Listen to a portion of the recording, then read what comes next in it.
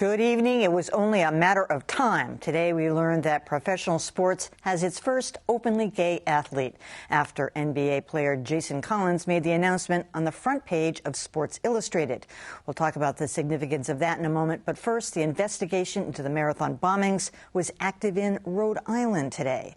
The man known as Misha says he had nothing to do with the bombings. Relatives of the Zarnov brothers have said that Tamerlan became radicalized under the influence of a red-bearded cleric known only as Misha. But that man, Mikhail Alakverdov, says he hadn't seen Tamerlan since moving to Rhode Island 3 years ago, and that he's fully cooperating with investigators. Meanwhile, FBI agents visited the family home of Tamerlan's widow, Catherine Russell. Authorities are trying to determine what she knew about the bombings. Her attorney says she knew nothing and is assisting any way she can.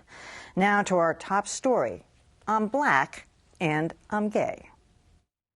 That's what the 7-foot basketball center Jason Collins told Sports Illustrated in an interview last week. The 34-year-old NBA star, who started this season with the Boston Celtics and is now with the Washington Wizards, told SI, "I didn't set out to be the first openly gay athlete in a major American team sport.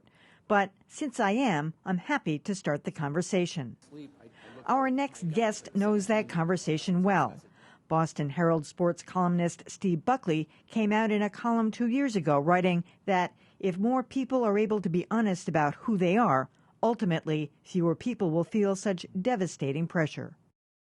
And Steve Buckley is here. Welcome, Steve. Thank you. I know you feel strongly about this. I guess when I first heard the news today, I'm running around. What's the issue? And then, I guess I thought there were other openly gay professional athletes, but there aren't? There's two kinds of people. If you're not a big sports fan, you've been reading a lot about gay people in sports, but the dialogue has been about when is somebody going to come out. People who are big sports fans have been tapping their feet and waiting for it. And athletes in particular, the ones I speak with, have been waiting and waiting and waiting for someone to come out. The time has been great for it. People like myself, people in the media, NBA executive Rick Welts came out. There have been so many people coming out the last couple of years that it's a good time to do it, and it's a great time for him to do it because this is going to trickle down to college athletes and high school athletes, and it's a big day in sports. Will he pay a price for it? He's a free agent right now, or are people is he going to become toxic because of this? Oh, he certainly won't be toxic. He's getting up there in age, and he's not a marquee player. But a team not signing him because he's openly gay is that's not going to happen. And again, I talk with athletes all the time, and there's a joke I like that it's like everybody has a lesbian sister now. Everyone has a gay cousin. Everybody has a roommate who is gay. It's not like it was with Jackie Robinson when you walked into that Brooklyn Dodgers clubhouse in 1947 and met with a bunch of athletes who didn't have any black friends or black family members they'd care to admit to. This guy, this gay athlete who comes out in major sports in 2013 is walking into a room filled with players who've been waiting for this guy for a long time. Is it a bigger deal because he's African-American, because it's more macho in certain cultures and sections than it is in others? It's not to me. I mean, that's certainly a subplot, if you will, to the whole story. But to me, it's openly gay team athlete in Major League sports. That he is black or white, to me, makes no difference. This is something that we collectively in sports, and we collectively who are gay, have been waiting for a long time, and I don't care what he is. A couple of years ago, the son of the NHL commissioner, Brendan Burke, had come out. He's 21 years old, big kid. He was a hockey player himself. He was tragically killed in a car accident, but it seems to me that would have been a time, because, the father came out then in support of him and gay athletes, but nothing happened then. Well, I disagree. I think a lot's happened. The entire Burke family, and it wasn't just Brian Burke. It was Carrie Burke, the mom, and Patrick Burke, Holly, the sister, Molly, rather, and they started the You Can Play campaign. And so much that we're seeing now in sports, I think, is the grandchild or son, if you will, of the You Can Play project, because all the different leagues have stepped up and have produced videos and made speeches and so forth. And I think you can make the correlation between what happened then.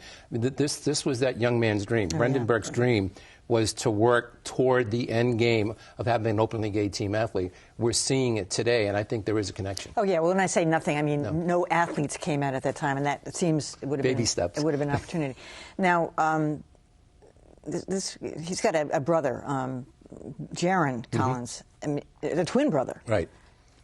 I mean, do we know if he's gay too? I don't know. I don't have a clue. I mean, I know an openly gay athlete who has an identical twin brother who's not gay. Yeah. So but is it identical twin? And the one that I know is he? See, that kind of makes a difference, yeah. But I don't know. But I don't know. I just know the story I read in Sports Illustrated, which, by the way, is a very well-written piece. I mean, it really, it struck me very deeply because it's so moving and so honest and so candid. Mm. Are you still getting feedback from, yours is a great story because you wrote a column saying that your mother had originally given you advice not to write the column. This was years ago, and then when she was sick and dying of cancer, she said, you know, you ought to go write that column. And then, unfortunately, she died, and you waited another 7 years to write it.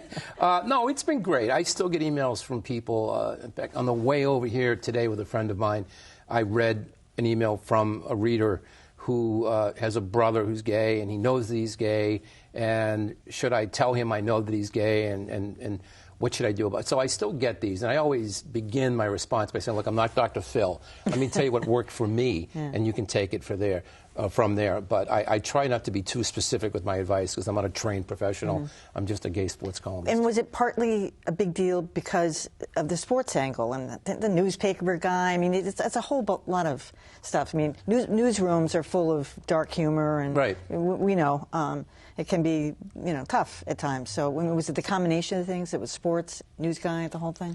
More sports than anything else. There are a lot of gay people, openly gay people, in media these days.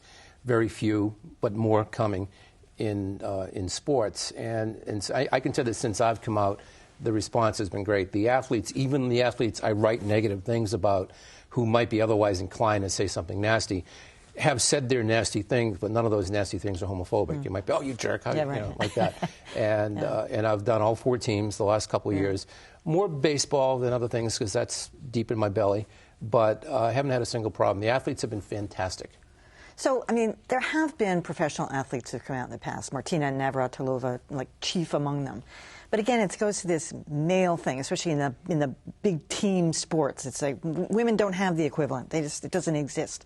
So it's the Olympics of the sports world. So she's a prominent tennis player, but she was a woman. It didn't matter as much. How come? Well, I think it feeds into people's stereotypes. As far as they used to say that that male sports was the last bastion of homophobia. It was the last place you could get away with what we call now casual homophobia.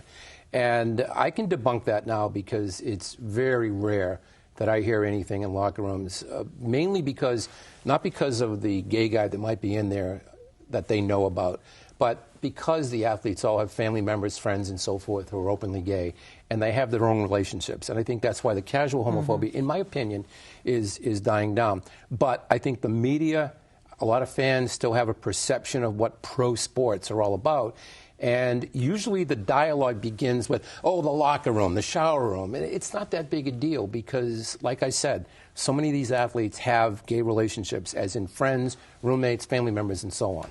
Do you think this will start the floodgates? Do you think you'll hear from more? I think it's going to be huge. I know so many stories about, I can't name specifically, but there are a lot of people in pro sports who are itching to come out, toying with the notion of coming out, and they're all going to sit back now and watch what happens in this case, and I think it's going to be positive for the most part. There'll be somebody in the lunatic fringe going nuts, but in large measure, it's going to be fine, and then that will begin the trend.